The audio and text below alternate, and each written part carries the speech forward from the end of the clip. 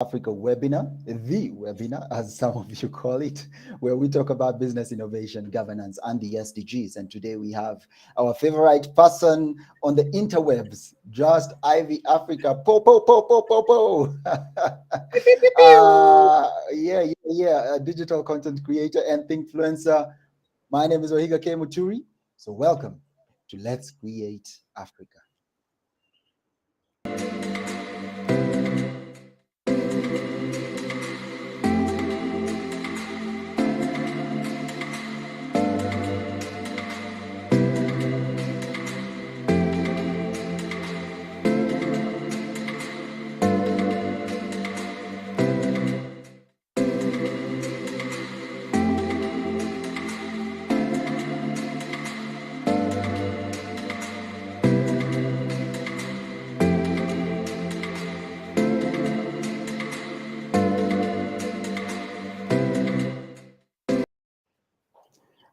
Great. For those who don't know, and for those who know, Just Ivy Africa is our guest for today, and she'll be talking about actually a topic that has been very interesting for many people, and many people have really asked, Ivy, how do you do this, man? How do you balance your life? How do you balance the interwebs? How do you do the digital creator journey in the first place, and especially in Africa, Kenya, to be specific, if we are talking about the location. But even before we get there, I would like to say some major thanks to Know Your Rights Africa, which is a community-centered civic and citizen engagement platform, opportunity platform. Also starting up with ecosystems, innovation ecosystems enabler, and last but not least, Let's Create Africa, which is an entrepreneur support organization leveraging PR, comms, media, and advocacy to help organizations and people talk about their value, because that is what matters. And even as we're talking today, Just Ivy is somewhere very random, but I won't get into that because that's not the conversation for today. So Ivy, tafadhali, I know I can do a major introduction talking about your bio, but who exactly is Just Ivy Africa? Awesome. Wahiga, thank you for having me. We've discussed me coming here, I think, for a while. So I'm very honored that I find you caught me at a very good time when I where there's not I would say no. So this is good. This is good. And Um please tell my audience that a while is an understatement. Please tell them the while same it's an thing. understatement, let me say we've looked for each other. Let me not make it look like I'm a busybody. So yeah, thank you for everyone who's here. Thank you, Wahiga, for having me. Just Ivy Africa is I always like to say start with she's a vibe. She's fun. She's vivacious. She's ambitious. She's smart. She's beautiful. She knows what she's going for and she's going for it at the speed of light. I like to call myself a speedboat. So if you're a tugboat, either I'll pass you or I'll crash into you, and that wouldn't be good for you. Over and above that, career wise, just Ivy Africa is, as I said, think influencer, meaning I'm not, I like to move away from the word influencer because sometimes it's misused. So I like to create content that I introspect on and would put other people in a space of introspections, hence the word think influencer. I'm an entrepreneur. The mothership is actually called the Just Ivy Advantage. That's how I run all my business. I'm a mother because you have to put that as part of your career. It was an interesting career decision I made, and it's my other job as well. Okay. And I love learning new things and meeting new people, and that's why I'm here. Brilliant. And Ivy, you've been, Yeah. of all the career angles that you picked on being a content creator and a digital content creator, to be precise, because you could have done this in ad space. You could have done it anywhere else. Yeah. First, explain to my people what exactly is digital content creation, or better yet, let's even start with the basic. What is content creation?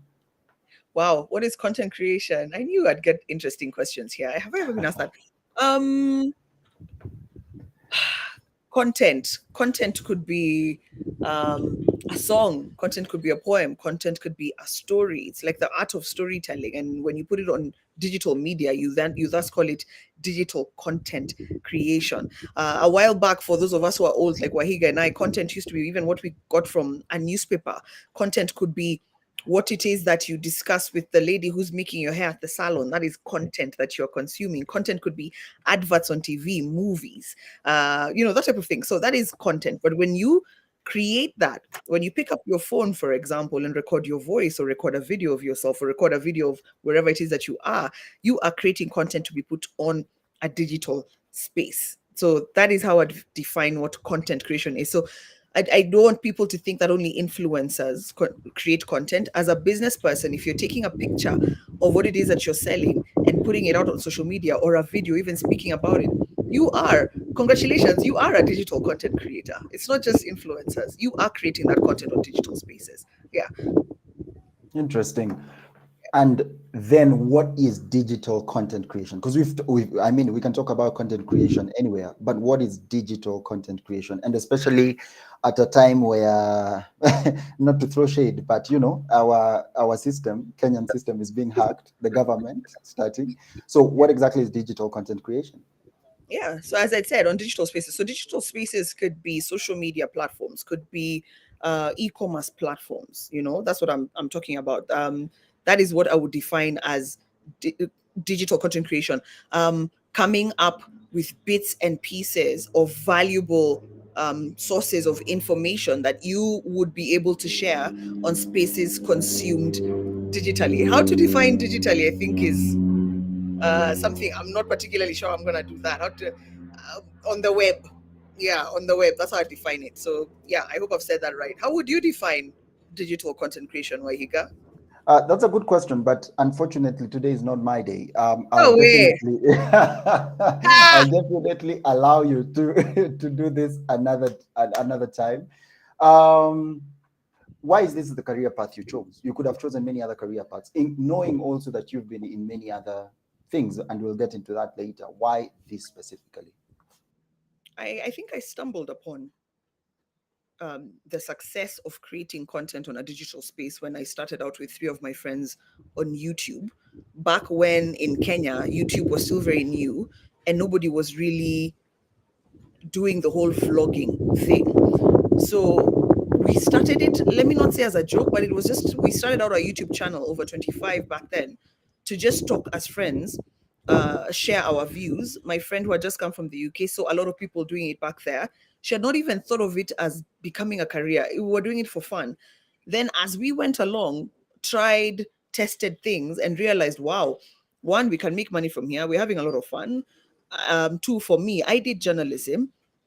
So I was always probably prepared for the stage or something like that. That's what made me stumble into it. Though, in terms of choosing it, why I think I was right for it is because as I said, I did journalism in university. So I knew that I wanted to be in public relations and broadcast media. And this is another format of that type of media. In my career in marketing, I started managing influencers and digital content creators. And I looked within and realized that in my training as a marketer, this is marketing. What I do is marketing. What I do is advertising. So if I have 10 years experience in the marketing industry, if I have 10 years experience building brands for multinationals and global corporates, why can't I do that for myself? At the time, it was budding in Kenya, and I decided to trust my gut, and I jumped very, very hard at content creation. Just Ivy Africa. Who's the girl behind Just Ivy Africa? Not the woman. Who's the girl? Where did you come from? What's your history? Who are you? Good question. I wish these were questions that were in the packet that I was sent to prepare for. Because I'm an over preparer, Wahiga. No, but good. I did my best. This is a better way to go. Who is the girl behind Just Ivy Africa? Born and raised in Nairobi. I'm a city girl. So I escaped to the bush. I don't even know why, but I'm a city girl. Grew up in a home in a home that valued people speaking up and honing their voices. So my parents were really, really integral in building my confidence to do what it is that I do today. My mom would always say, "You have a voice for radio. Maybe you should study it." My dad always made sure that I speak to authority. They never spoke for me, so I was raised in a home that allowed me to be truly who I am. Probably a bit of privilege. Let me just say, I did get to witness a bit of privilege when my father was the managing director of Uchumi supermarkets in the early 2000s. So I got to sit in spaces, especially retail spaces and sales spaces, that allowed me to understand what selling yourself really, really means. Siblings, I have, I'm the second born. The firstborn is my sister, then me, then my smaller sister, then my younger brother. Ironically, all of them are very beautifully educated. All of them have done their masters abroad, and I just have always gone against the grain for some reason. I don't know why I've always been like that, but I've always gone against the grain. Ivy used to dance a lot. Before you even continue, Sorry? what does that mean exactly? What does going along the grain for you mean? Going against it, you mean? Against, sorry. Yeah. I always used to see, if I'm told, if I see people going towards point A because that's where life dictates you to go, or that's what you've seen other people doing or going, I always ask myself, so what's in point B? Okay, so I get it. Okay, point A, that's where everyone goes. So what's in point B, and how can I go there? So back in the day, I was called a rebel. It was always put in a very negative connotation. But nowadays, I prefer to say I just think out of the box and I stay authentic. Not all of us were made to follow a certain path in life. And I decided to be bold enough to go against the grain. So that's what that means. Yeah. You're a square peg in a round hole, huh? Exactly.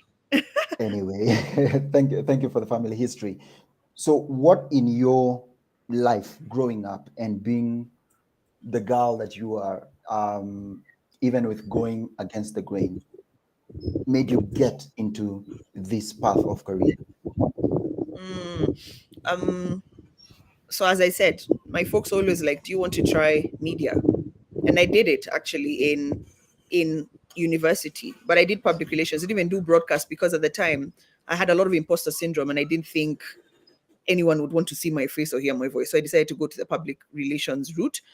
I had mentioned, although I didn't finish, that I used to do a lot of singing and dancing on stage in drama club or in the choir, in poetry, that type of stuff. So that also set me up to do what it is that I'm doing now.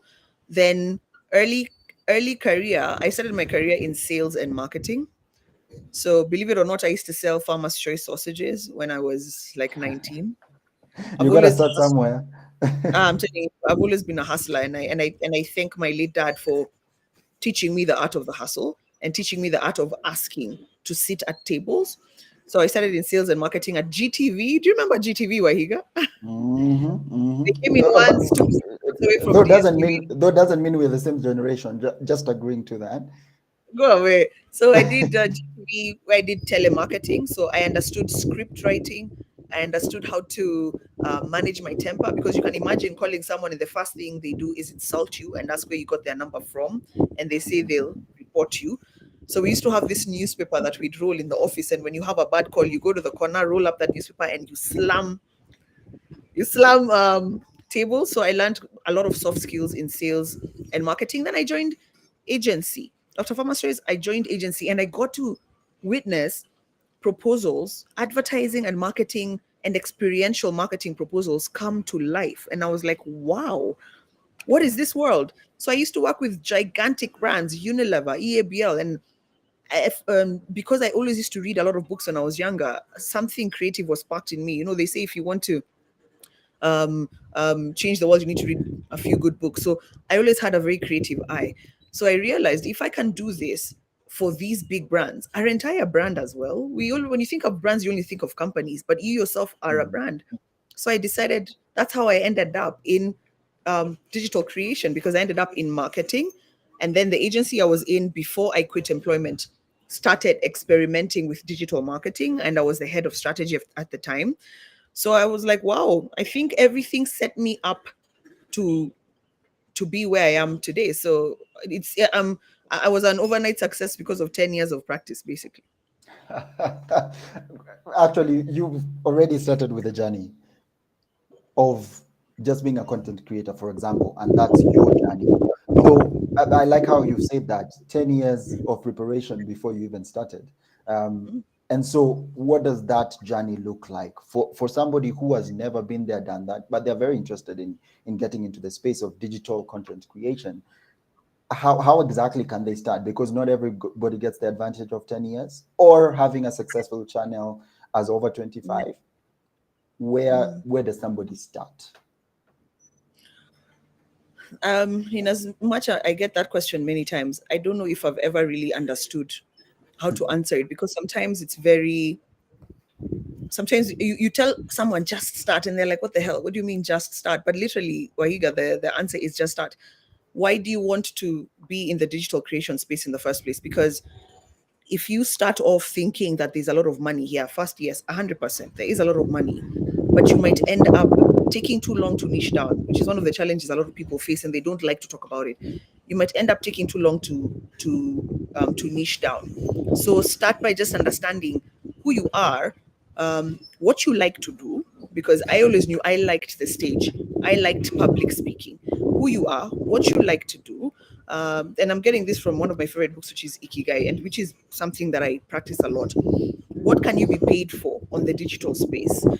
Because if you're coming in today, it's very, very cluttered. When I started off talking about money on a lifestyle platform that was Instagram, not many of us were doing the same. But now I can tell you up to maybe 10 people who are doing the same.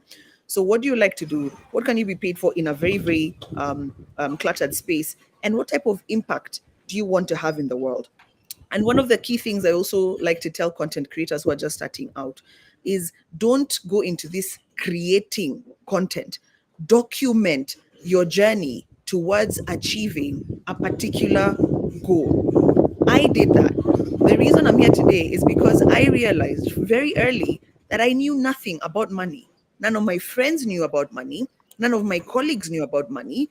Talking about SACCOs and talking about bank accounts does not mean you're financially literate. So I set myself out to learn about investments, to learn about wealth creation, which is why my tagline is I am learning and taking you with me. I didn't come out to say, let me create content. I came out to say, let me learn, let me become financially literate. And because I don't get this information on the platform I spend a lot of my time on, let me share this information with the world. So don't go into it wanting to be a creator. Document the journey towards you achieving a particular goal, and the rest will follow. Yeah. Documentation. I like that. I like that. A lot of storytelling also in play. And even while you're going into it, you nearly moved into talking about strategy, which sounds like something you're really great at. But tell us what strategies a digital content creator can work around and work with, Okay. and especially for this market. Okay. Here's the thing, though. I usually don't like to limit myself to this market. Uh, the fact that I've been put in this market means I've been put on a platform to also understand the global market, and that has really helped me. If you go into it just wanting to be a Kenyan, you will be too Kenyan in a space that appreciates people who have global thinking. So don't limit yourself to the market. Think as big as possible. I always say, and I'll repeat, it takes the same amount of energy to think small. So why not just think big? You're expending the same amount of energy. Okay. What is your brand strategy? So I will speak for myself because I don't like sounding like a lecturer, although sometimes I do that and it makes me cringe. So I will speak for myself. When I quit employment and I said, okay, what do we do first? It started with me understanding that I needed to build credibility. I was speaking about very almost adult themed um, topics on YouTube with my girlfriends, but here I am wanting to make a shift to speaking about money. The first thing is I needed to build credibility, and Wahiga, it was hard. When I used to speak on Money Monday, say anything about money, people like, who are you? What are you telling us? There's nothing you know. And why are you doing it on Instagram? Go away, go to Twitter, go to LinkedIn. So I knew that brand building was extremely important. And this is two brands, my business brand and my personal brand. The biggest and most important strategy I could tell anybody starting is people buy you first. then they buy what it is that you're selling. But for someone to buy you, you need to package yourself as a beautiful service or a product that someone would automatically be attracted to. How do human beings do that? Learn something new always. Surround yourself with people who are going to put you in spaces that you're not that you feel you're not meant to be in, but you are supposed to be in. Read a book, as I said, listen to a podcast, talk to people like Wahiga to see how it is that they can help you. Ask questions around funding, whatever it is that you want to do. Ask, and don't and be relentless. Don't take no for an answer. Be extremely capitalistic. So for me, the biggest brand strategy I can tell anybody coming into not only content creation, any space, is start with a personal brand building strategy, and then you'll see everything else will move towards who you are. Because at the end of the day, we want to get to a place where we're not only being paid for what we do or what it is that we know, but we want to move to a place where we are paid for who we are. Wahiga, if I can get to a space where I'm just paid a random $20,000 just for being Ivy and for sitting in a room for being just Ivy, I would say, that's good. Thank you. Yeah. Brilliant. Thank you for mentioning that. Over 25, the story about Over 25, starting with the beginnings of it all. Yeah. How did you guys even, I mean, especially at a time where women just didn't come together to talk about very intimate and sexually related health matters publicly. Yep. How did you guys even, decide, we can do this, so let's do it. Let's do it and make it public. Tell us the story around that. So Over 25, I remember Julia came back from the UK. She had gone to study a master's in the UK. She came back, she was like, guys, in the UK, everyone has a camera, everyone has a phone, and they even walk around like this, just telling stories to God knows who on the internet. And she was like, do you want to do this with me? Because I want to do it. Do you want to do this with me? You know what? He gave me, tell me, switch off your camera. I wonder, should I continue? I should, right? Most definitely. Oh, good. You're throwing me off a little bit. Okay, good. So she was like, I want to do this. Let's start a YouTube channel. And I tell me, YouTube channel, like you think it's something so out of your space, and you're like, okay. So initially, in fact, I wasn't even there for the first 4 episodes because my job used to take me all over the country, and I could not make the time. Then when a certain campaign came to an end, I was like, guys, can I come? And they were like, yeah, sure, come. So Wahiga Over 25 is a documentation of the stories that we as women used to have with each other. We're like, do other people talk about this? Most likely. So why not put a camera phone in front of us and talk? And let me tell you, we're very fearful. I mean, even Julia said that the reason she asked her friends to join was because she did not want to face social media bullying alone. She was like, at least we're going to be many who are going to be caught in the fire. So literally, we started by documenting conversations we used to have every day with people. So Higa, I don't know, women talk like this. In fact, women talk sometimes even sexually worse than men. Or worse than any other gender. We are very raw. We're very, very raw because we provide very safe spaces between ourselves or among ourselves. Over 25 is a documentation. It didn't start off, let's start a channel, we'll be known as those newspaper that called us the raunchiest channel in Kenya. We didn't start off thinking we'd be the raunchiest channel in Kenya. We were just talking. And because of that relatability of topics to our audience, we grew. Yeah. Just something also I would like to point out. It's not even dirty talk, really. It's not even about being raunchy. It's just that you guys were talking about matters that are considered taboo in the African society. But it's really just talking about health and sexual related health. So thank you for that.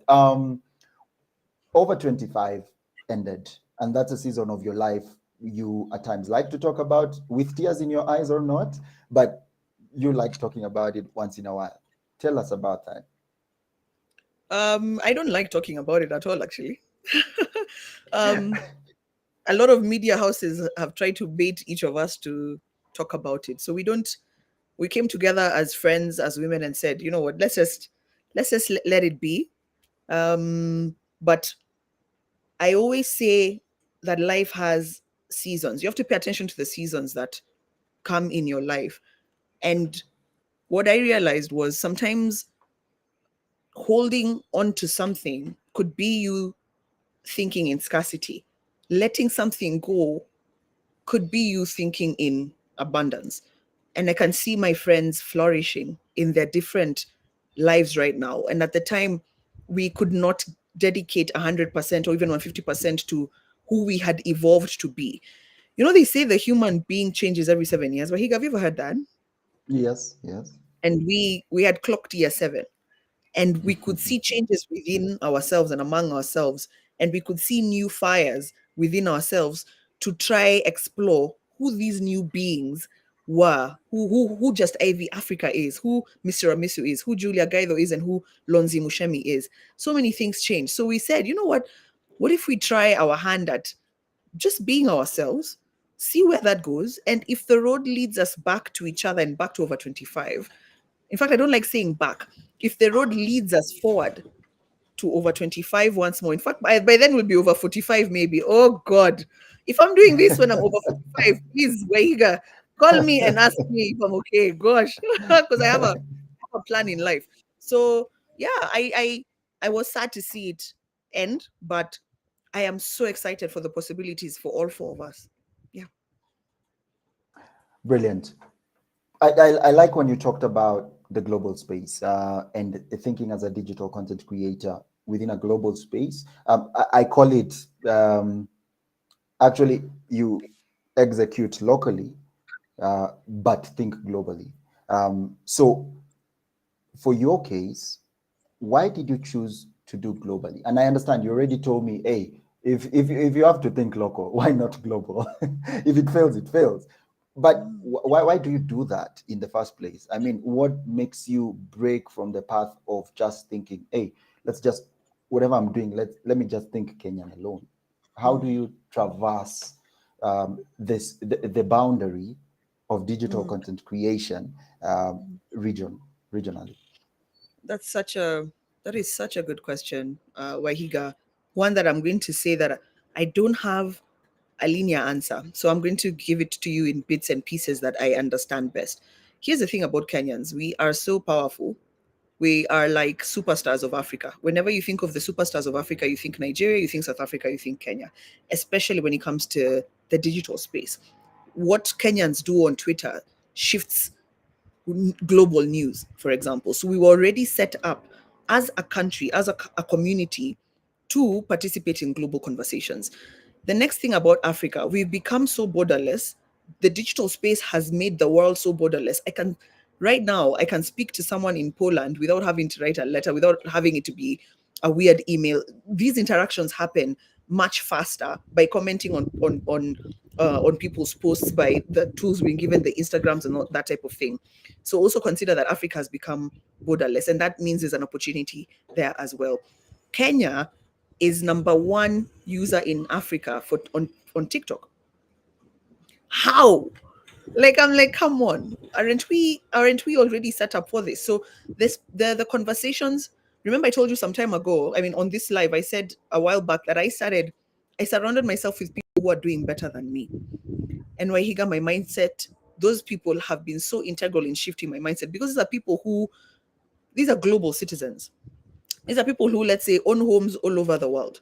They've traveled. Citizenship is dual, they have multiple, for example, citizenship. So when you put yourself in spaces where people speak in pounds, speak in dollars, because you're here struggling with your currency, but you don't realize that people who are laughing all the way to the bank when they understand that the Kenya shilling right now trades at 148 to 151 shillings. So by being in that space and hearing people engage like this and speaking to millionaires and billionaires, I was like, what do they have that I don't? And I realized it was really nothing. These were just amazing, normal people who did great things by way of learning. So I decided to just challenge myself and not think only in Kenyanese. And Kenyanese is not bad. I started by complimenting Kenya. Guys, we are amazing. I mean, and then even the first time I traveled to Australia, something boils in you when you travel to another country bigger. I don't want to say better, but I mean the infrastructure, you can't compare. I was like, wow, what else is out there And how can I tap into this? And now that I'm a digital content creator, I've already been put in a global space at a very minimal cost. So why not, you know? Yeah. I cannot tell you that I had a plan and said, I'm gonna charge dollars. No, it happened by virtue of me being in spaces that I never thought I'd be in. The mind shifts and things work. And oh, by then, Wahiga, here's the thing about great people. Oh, they move so quickly. When they identify that you're attractive enough to mentor or attractive enough to be able to assist, and they give you one task. And I remember one of my mentors gave me one task on a Sunday. They said, come to my house, let's have coffee on a Sunday. They expected that task to be done on that Monday. It's a Sunday. I'm a mother. It's not an excuse. And I remember I didn't perform a particular task. The guy moved on to the next person so quickly, and I never heard of that task again. So they also keep you speedy, which is what the globe does. Everybody who's ever traveled to America, the one thing they tell me is it's a moving economy. The speed. So when you shift your mindset from African timing, the event starts at 3, I'll be there at 5. When you move your mindset to if the event starts at 3, be there at 2:45. Everything else shifts for you. Yeah. Wow, that's interesting. And I like how you've broken that down. What are the biggest challenges that digital creators, and I would rather make it personal to you. What are the biggest challenges you have faced as a digital content creator in Kenya and Africa?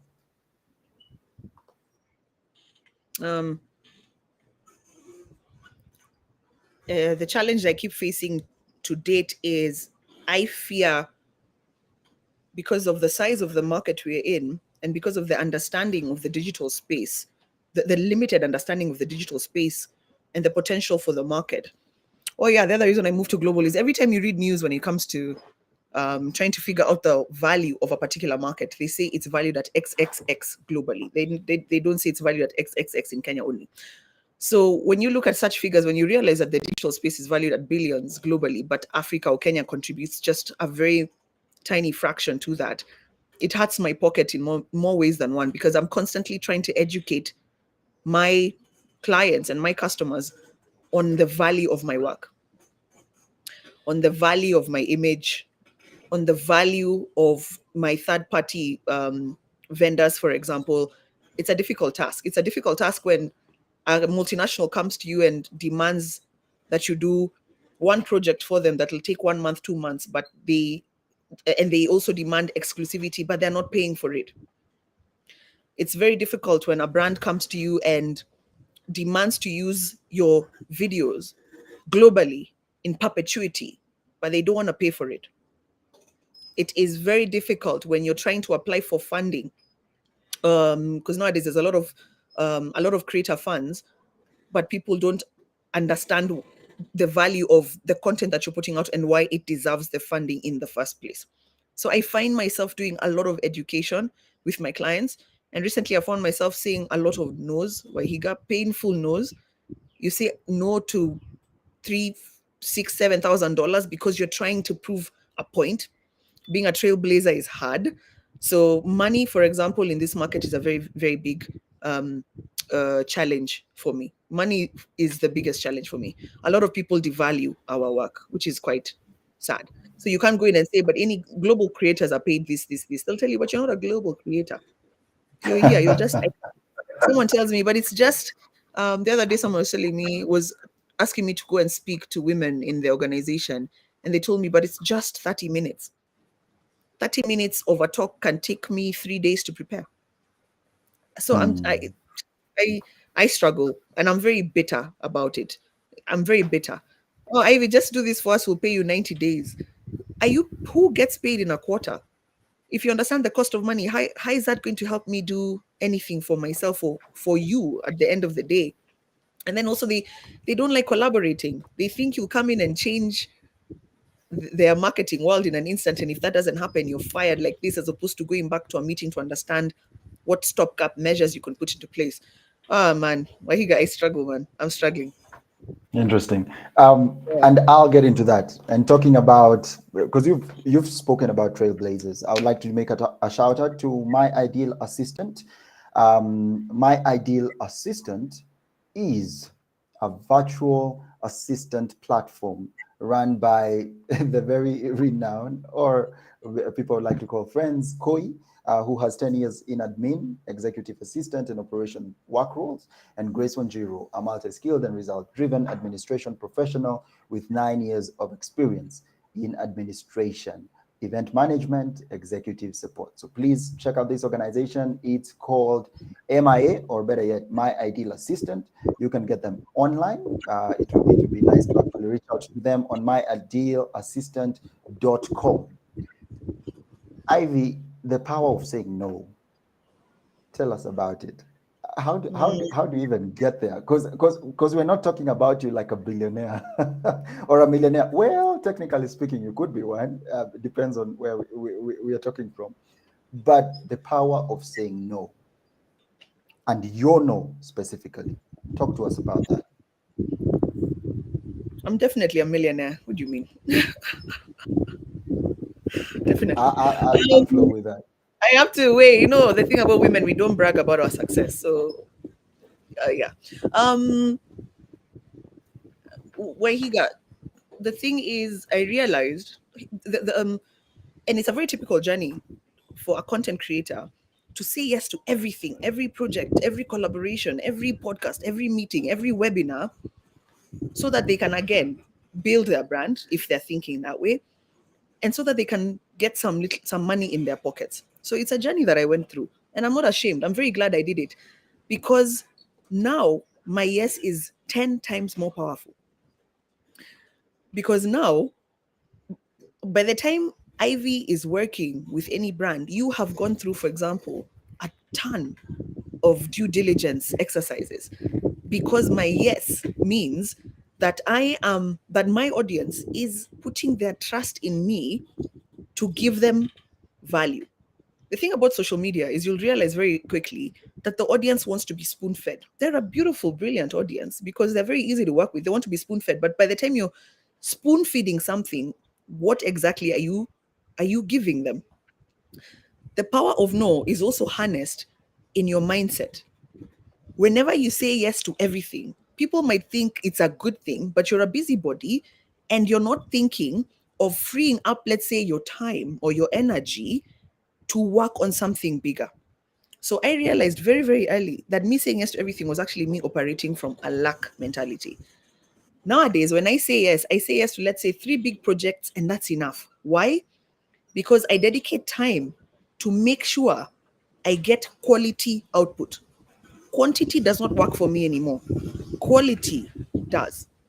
So my yeses are 10 times more powerful now because I took time to understand my value and understand the value of that no. By the time Wahiga, I'm saying no to those $8,000. I told you I cry, but I know I'm freeing up my mind, my space, my time, my social media, real estate for something bigger that will come. I stopped fighting. There's this rule I made for myself in, I think 2 years ago. I said I'm no longer going to be fighting over $1,000. I said I can't fight over $1,000 because if you think of inflation, if you think of my working expenses, if you think of how much global content creators are paid, I said I will not be fighting over $1,000, and I'm very easy with that. Nowadays, the fights I have are much bigger, and it's because I said no to small things that were making me get stomach aches, headaches. Like, what are we doing, honestly? So yeah, it's a mindset. It's a mindset thing. And remember how I honed my mindset a lot of the time? You read books and you hang around people like Wahiga who are constantly talking to millionaires and billionaires. So their mindset is so great, you know? Interesting. Thank you for that shout out. Ladies and gentlemen, this is a good time to also keep continuing bringing in your questions, comments, and/or critics. It will be interesting to hear what you guys are also thinking about it. But without forgetting the people who have tuned in, thank you so much. We are actually over 282 live viewers. Thank you, guys. I really Wow. appreciate that. Damn, I know, that's I many. know. I know, I love it. David Ubani, thank you for joining us. And thank you for your comment that this is a phenomenal conversation. I'm really happy to hear from you. Mikhails, I hope I said that right. I am here, very excited. A different LinkedIn user also said, great conversation. We are happy to have you guys here also. Loveth Olasende, I believe you're from Nigeria. Thank you for joining us, and we're really happy. This is not a recap. It's actually, we are live right now. That's why I want your questions right now, because Ivy is here to answer them all. And thank you guys for the questions you've already brought in. For those who brought them earlier, for those who sent it earlier, you can always do that via any of the social media platforms. That the handle is at Let's Create Africa. That's it. Or you can also send them directly to me at Waihiga K Muturi. I look forward to seeing that. Moving on swiftly, but Ivy, what does your digital creator journey look like? I know we might have talked about it in the list, but what does your journey look like? And example do you use to achieve optimization and things like that? Kindly tell us. I think I'm a very traditional content creator. If you think I'm going to come here and tell you about AI tools and I don't know what, no, I'm very simple in terms of what it is that I use. And I've seen I'm a person who prefers to use, who know how to use the tools that I'm not particularly good at. So I hire young people. I think my Gen Z assistant is here. My Gen Z social media content creator is here. And these are all people who genuinely wanted to work with me. So I'm not going to sit here and pretend to tell you about optimization tools. No, what I'm going to tell you is that I recognize the power in working with people who genuinely want to see you do better and who know what it is that they're doing. So I like working with experts. Me, I'm an expert at creative thinking and brand building. Okay. What is it that you asked about my journey? Because I think we covered that. Did we cover that earlier or? Yeah, but your personal journey as a digital content creator, like what is your digital creation journey? Not your strategy, just the journey. How do you go about it when you're thinking about creating something? Okay. Yeah, how do you go about that? Okay, I'm constantly staying ready, Waihiga. I don't just sit and wait for briefs, for example. I'm constantly, okay, let me start. When I say constantly staying ready, I'm constantly consuming content that will sharpen my creative skills. So my social media is very, very clean. I don't follow random pages. If I happen to see something that just does not work with my values, or I'm just like, what is this now? So even when I'm consuming content on my social media, it's stuff that will add value to me. Okay, if you want to be a good writer, you have to read a lot of books. If you want to be a good content creator, you have to consume excellent content. So I'm constantly staying ready that way. I don't just sit and wait for briefs.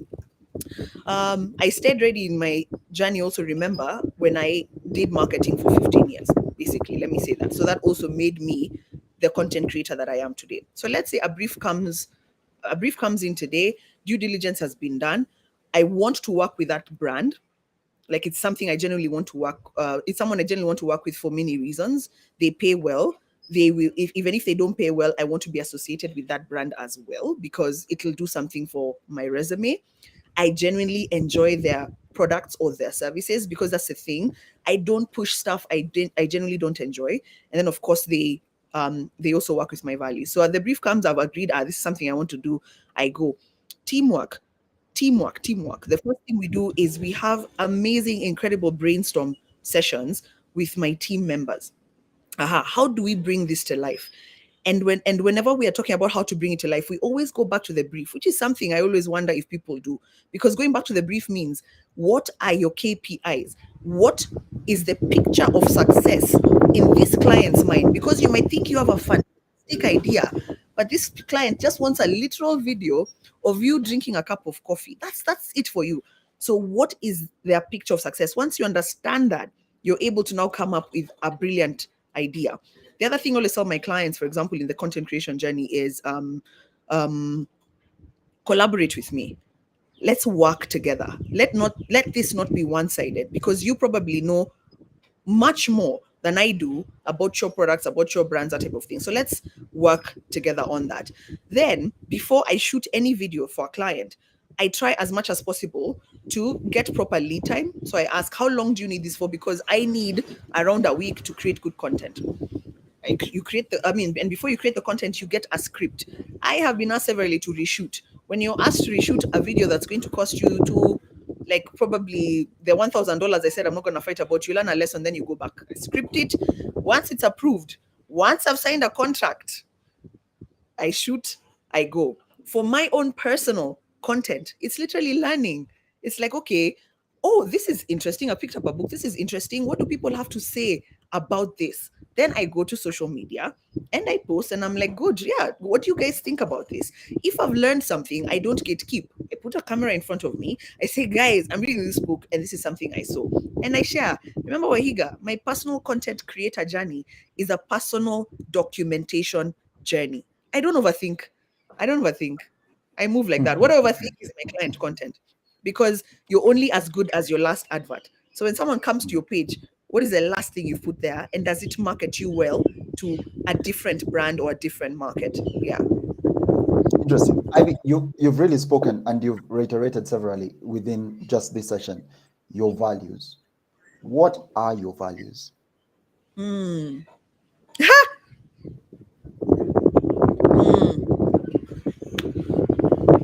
Sometimes to truly understand what you are, sometimes you can start with what you are not. Okay. I'm not in the business of being contrived. So I don't force issues. If it doesn't work, it doesn't work. So the opposite of that is I'm very, very authentic. So I appreciate authenticity.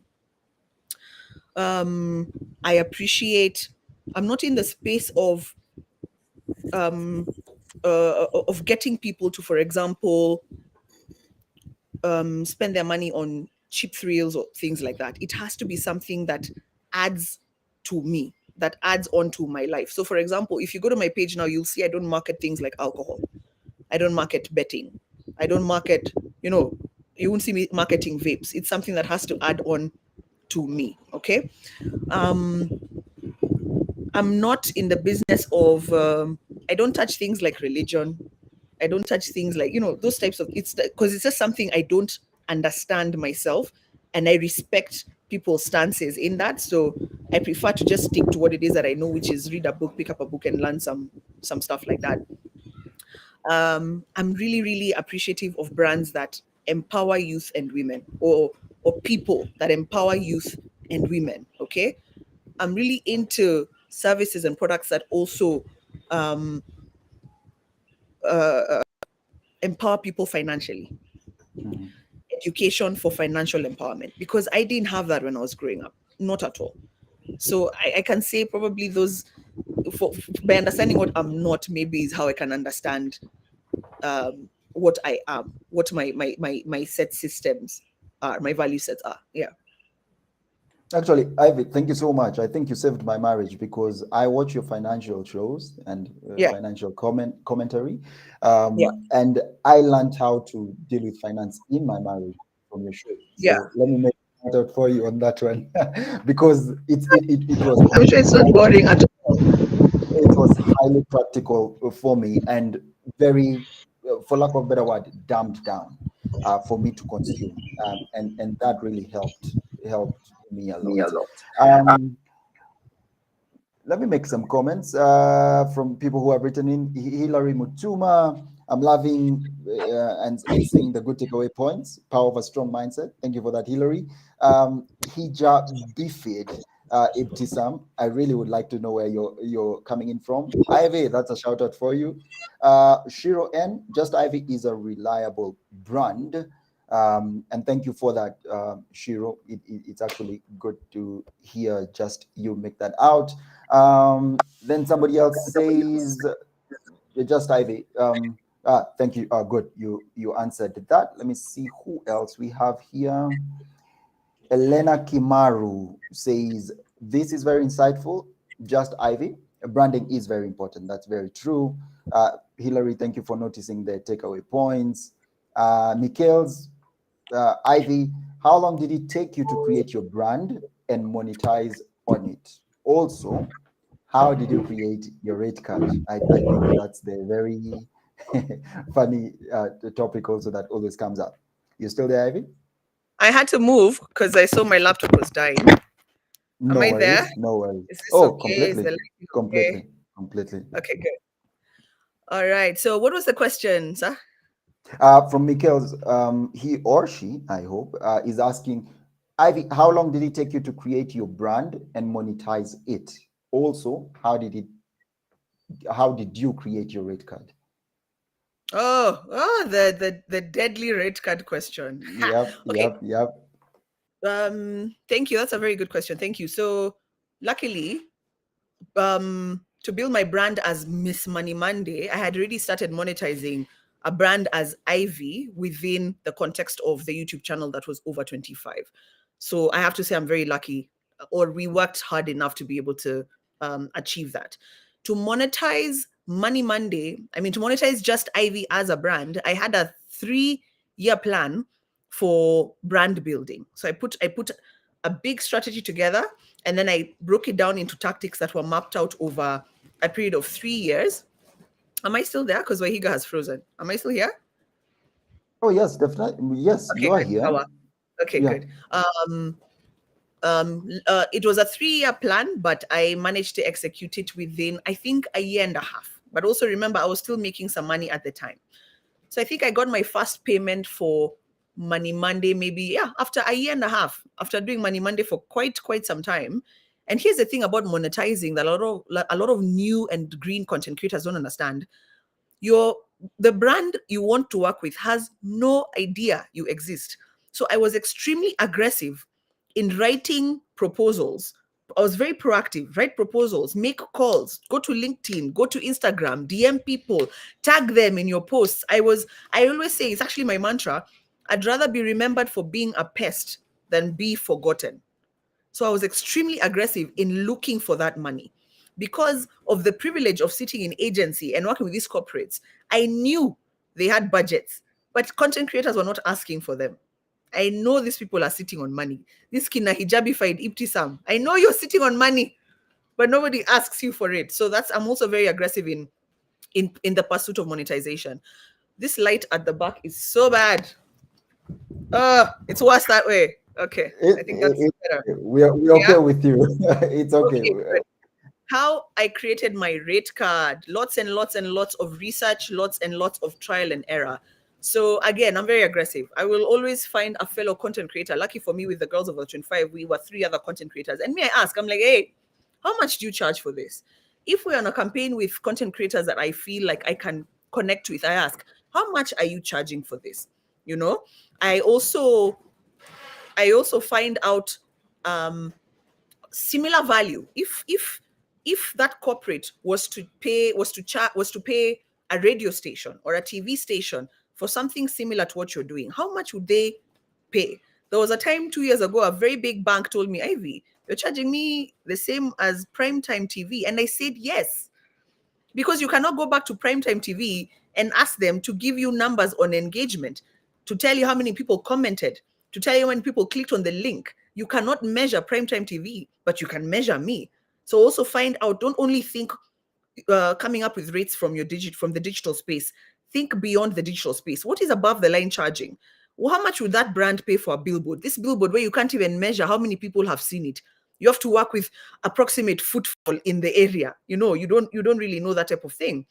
The other thing, trial and error, was if I sent a rate card and the client comes back immediately and says, yes, I was doubling it after that. I was like, okay.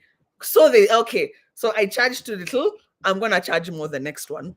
Then I also understand the type of clients I have. I was very, very, very clear that working with financial institutions. So I have 2 rate cards. I have for the FMCGs. No offense to any person here who manages FMCGs, but I've worked with you guys enough to know that you're a bit careful with your budgets. And then I have it now for the financial corporations and the global corporations and that type of thing. A bank makes millions of Kenya shillings in minutes. I cannot spare you. I can't. I'm sorry, my dear banks. I can't, because I've built a brand and I've built trust of my audience enough to know that I'm good at my job. So those are some of the ways that I came up with my rate card. Then the thing is, when you're charging a premium service, or when you're charging a premium, your rate card can't be a random WhatsApp page. It needs to look the part. I don't have a rate card, actually. I have a profile. It'll show you what my previous clients say about me. It'll show you my my numbers, my impact. And impact not only in reach and impressions and followers, but impact in investments. I can come back and tell you that within 6 months of a particular campaign, I got my audience to invest up to $20,000. So please, rate cards are very, very interesting. But for me, a lot of trial and error, and also speaking to people within the same, what can I say, influencer or creator bracket as I am. Because as a macro influencer, I don't charge the same as, let's say, a nano. There's different brackets as well. Yeah. Brilliant. Thank you so much for that. I see some questions even as we need to wrap up. Ladies and gentlemen, as usual, 2 minutes to time before we wrap this up, but I hope Ivy would cover this quickly. So let me get into Marion. Marion Ate is asking, digital space can be very challenging. Cyberbullying, people undervaluing your platform. So what drives you to still push? Duality of life is understanding that for every negative thing, every negative response, there's a positive. And more likely than not, when you stay authentic, when you stay true to yourself, and when you add value to people's lives, the positive outweighs the negative. When you're doing good things and nobody is actually hating, then maybe there's something wrong. And here's the thing about being impactful and being someone who seeks out the right type of influence, positive influence. Think about the presidents that you admire. Think about the activists that you admire. They know they don't sit on a fence, and they know that they're not there to people please. You can't make it in life by being safe. You have to see what's on the other side of fear and just move. So most of the time, I know I get a lot of hate. I get a lot of hate. So I realize in equal measure, the hate I'm receiving, I know there are people who love what I do. I also don't attach a lot of value to my social media following. Yes. If my movers are listening, please, my movers, I love you. But what I mean is, what other connections am I forming outside of the social media space that I can go back to when things get heated? People who truly know who you are. Because social media has made it so that it's so easy to believe anything that you see or hear, yet you don't understand exactly what could be happening in the back end. And finally, when someone puts a hateful comment, I go to my bank account and ask, has it changed anything? No? Okay, let's move.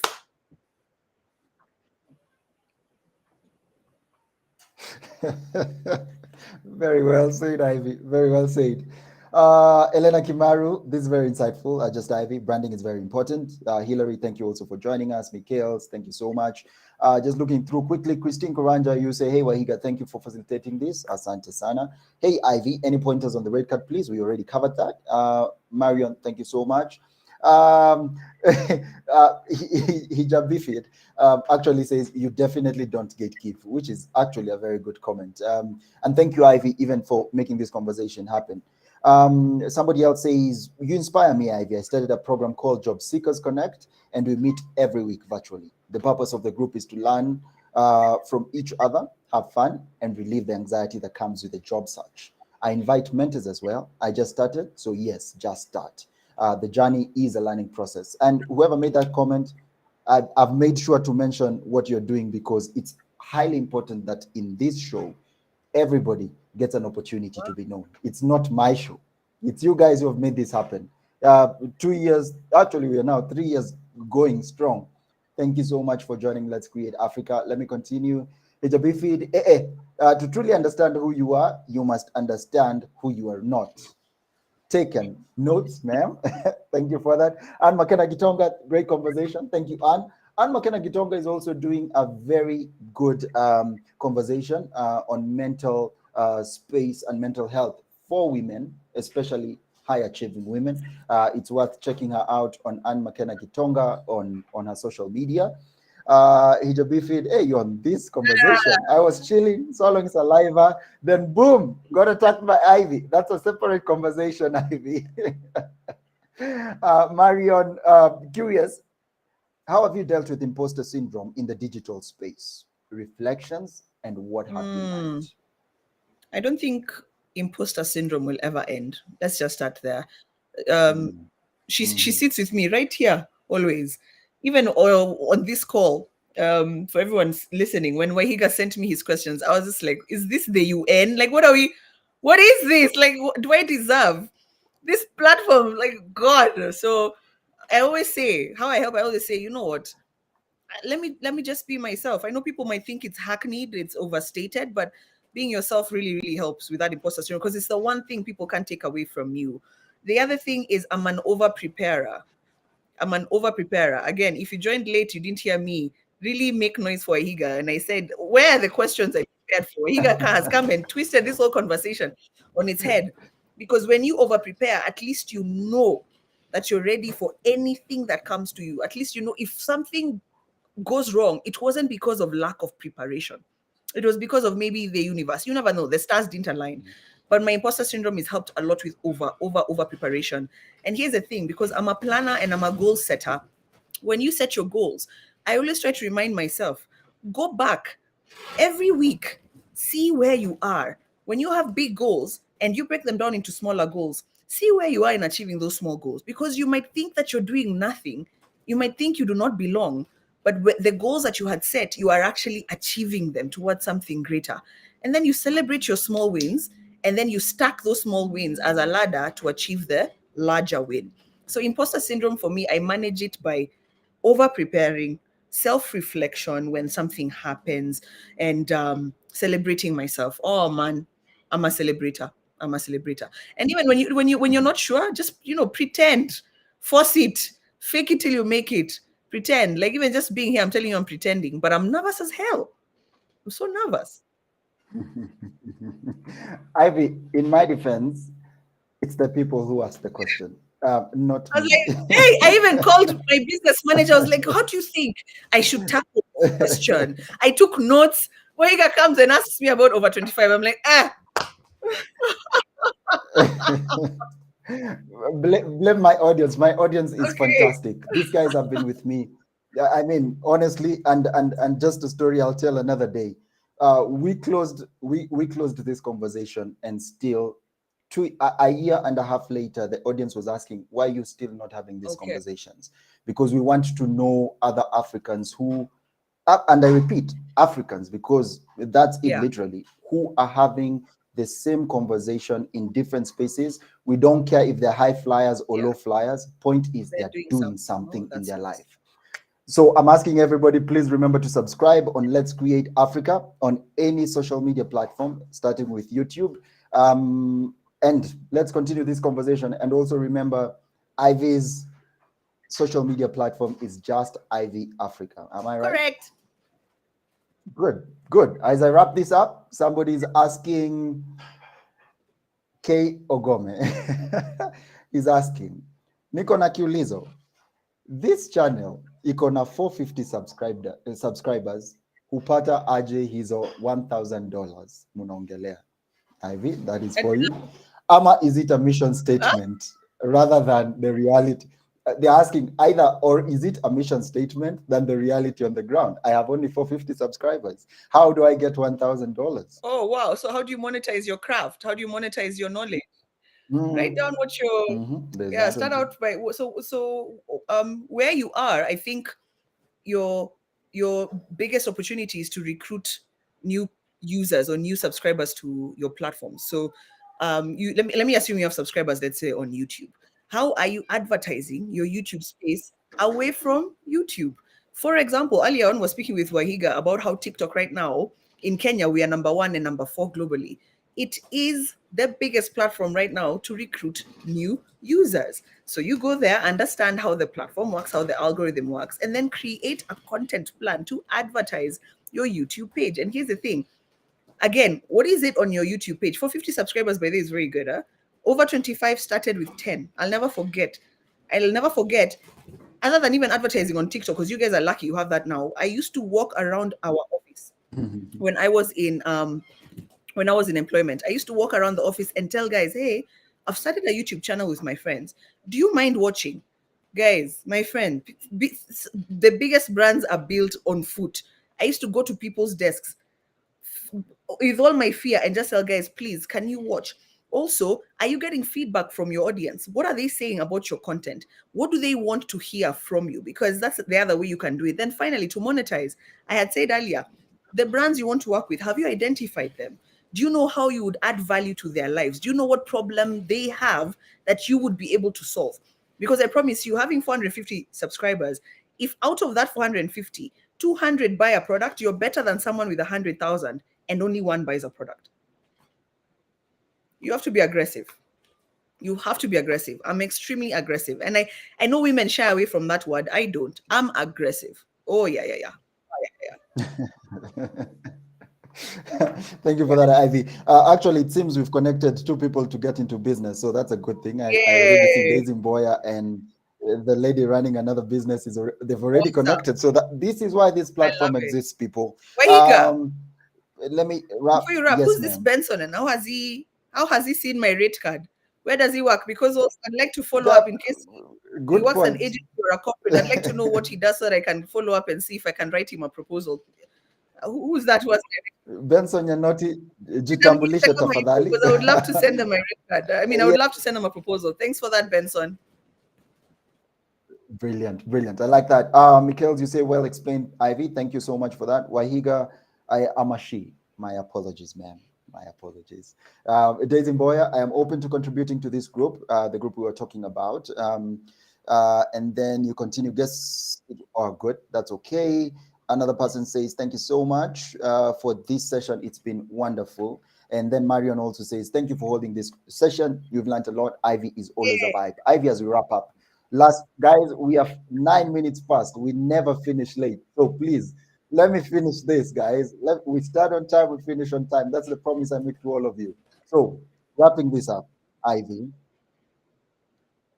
the SDGs, minus the conversation of it being African or not, or it being relevant to Africa or not. What is your opinion on the SDGs? For those who don't know what the SDGs are, that's the Sustainable Development Goals as set up by the UN, United Nations. So, Ivy, let's hear. I saw that question, Wahiga, and I'll just be honest and tell you that I've never sat down and thought, how can I contribute, or how does my work contribute towards the Sustainable Development Goals? I got to familiarize myself with the SDGs when I was working in agency years ago, because it was mandatory for a particular brand that I was an account director on. Every proposal we had to go back to the SDGs. So I think whatever it is, the thoughts I'll give today may probably be an unpopular opinion or contradictory to what it is that you would have expected me to say. I don't want to sit here and say, I'm ending poverty. I provide quality education. I would say, like, how is it the UN or whoever make it so that the SDGs does not seem so far removed from my direct issues? My direct issue is feeding my children. My direct issue is putting a roof over my head. So I don't want to come here and again be inauthentic and say what I think of what I mean. That's generally what I think about it. I was just like, man, I don't sit down thinking about sustainable development goals. Maybe what it is that I have done has a hand in it. Definitely, I know what it is that I do has a hand in it, but I don't think of it that way. So, for example, on LinkedIn, I speak about I have a property called Green Moves, and the Green Moves is where we talk about sustainability, climate change. But I started it because I genuinely wanted to learn. I didn't sit down and think of how to support these SDGs by the UN.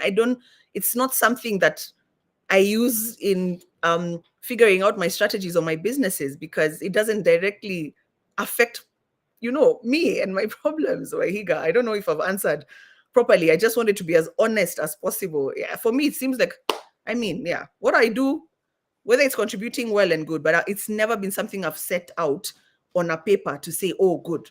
Maybe I should. Maybe you can advise me. I don't know. Thank you, Ivy. No. This is not a place to push any agendas. Actually, the only important agenda, as we said when we are talking about Let's Create Africa, the webinar, is business innovation, governance, and the SDGs. Your opinion around that is your opinion, and it's respectful. Okay. Exactly. It's respectful towards that. So wrapping up, we do something with you called the Give Work Challenge when we are talking about business innovation. What can you tell the audience about the Give Work Challenge and why it's important for them to be part of spaces where you innovate around businesses, especially in Africa? Yeah. Oh, wow. One of the challenges a lot of people face, you see, I don't say lucky, because I've worked hard on myself enough to Access Mentors and, people like Wahiga and the Leila Jana Foundation, how they found me was because of the work I've done. But a lot of people are challenged with accessing these types of people and accessing these mentorships and accessing funding. Give Work Challenge literally gives that to hardworking entrepreneurs in Africa. And I was so fascinated because the people who came to pitch are so young and so brilliant and they have such amazing ideas, and the value that they take makes it so that even if you don't get the grant, everybody is a winner.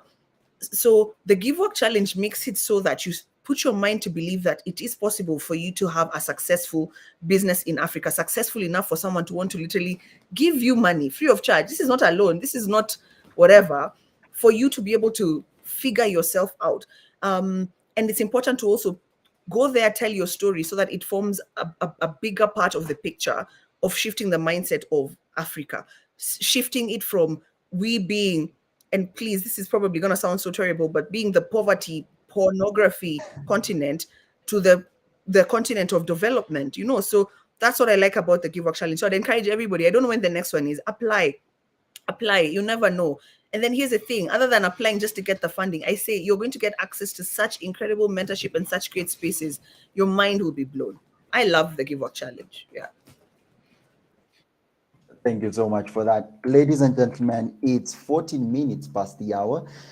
So definitely we're bringing this to an end. Suzanne Kangwele, thank you for this, Wahiga and Just Ivy Africa. Thank you, Suzanne. And thank you for tuning in. Ladies and gentlemen, thank you for each and every one of you who have made this show possible. Let's Create Africa webinar where we talk about business innovation, governance, and the SDGs. I think you've heard it from none other than Just Ivy, who I can't speak about her bio. Honestly, it's a different story altogether. Ladies and gentlemen, just go to her LinkedIn, Just Ivy Africa. Please subscribe to her Instagram if you haven't, and her YouTube channel. She also has one, I believe.